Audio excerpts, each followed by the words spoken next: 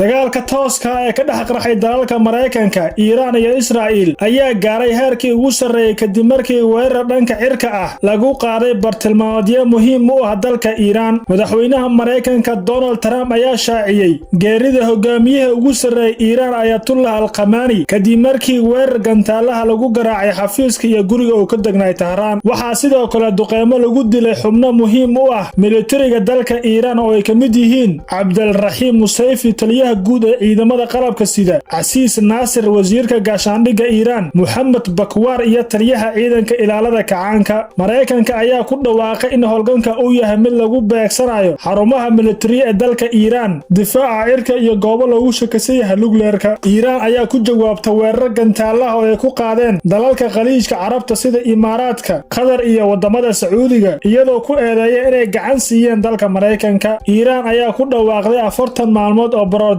qaran ah argosyo xoogan oo laga bixi doono dilkii loo geystay taliyahooda Khamenei. Wadamo dhowr ah oo ka mid yihiin Shiinaha iyo Ruushka ayaa walaac ka muujiyay dagaaladan, halka dowladaha Carabta qaarkood ay cambaareeyeen weerarada Iiraan ay ku qaaday dalalka Khaliijka. Xiisadda ka dhex qaraxday Mareykanka, Iiraan iyo Israa'iil ayaa keentay saameyn xoogan oo dhinaca dhaqaalaha ah, amniga gobolka iyo socdaalka caalamiga ah. Saameynta dhaqaalaha iyo shidaalka, dagaalka wuxuu si toos ah u saameynayaa suuqyada tamarta adduunka. Qiimaha saliidda ceeriinka ayaa sare u kacday, iyadoo khubaradu ay saadaaliyeen in uu gaari karo $100 fuustadii haddii xiisadda dagaalka ay sii socoto. Iiraan ayaa looga digay inay xirto marinka muhiimka u ah Hormuz, halkaas oo ay marta 20% saliidda caalamka, taas oo horseedi karta musiibo dhaqaale. Kororka qiimaha tamarta ayaa laga cabsi qabaa inuu keeno sicir barar caalami ah iyo hoos u dhac dhaqaale, gaar ahaan qaaradda Afrika. Isku socodka hawada iyo gaadiidka, amni darrada awgeed waxaa isbedel weyn lagu sameeyay safarada caalamiga ah. Kumanaan rakaab ayaa ku xayiran garoomada waaweyn ee caalamka sida Dubai, Doha iyo Bahrain kadib markii la xiray marinada hawada ee gobolka. Shirkadaha diyaaradaha ayaa bilaabay inay ka fogaadaan hawada bariga dhexe si ay u xaqiijiyaan badbaadada rakaabkooda, amniga iyo xasiloonida gobolka. Xiisaddu waxay ku fiday dalal dhowr ah oo ku yaala Khaliijka. Iiraan waxay gantaale iyo diyaarado drones ku weerartay saldhigyo iyo magaalooyin ku yaala Imaaraadka, Qatar, Bahrain iyo Jordan. Dowladaha Khaliijka ayaa sare u qaaday feejignaanta amniga, iyadoo Imaaraadku sheegay inay soo rideen boqolaal gantaale iyo drones ah. Safaaradaha reer galbeedka ayaa muwaadiniintooda ugu digay inay ka fogaadaan dhismayaasha dhaadheer iyo goobaha dadku isugu yimaadaan, iyagoo cabsi ka muujiya gantaalada Iiraan. Dareenka guud ee caalamka, xogayaha guud ee qaramada midoobay ayaa ku baaqay in degdeg loo joojiyo dagaalka, isagoo ka digay musiibo aan la xakameyn karin. Midowga Afrika waxay muujiyeen walaac xoogan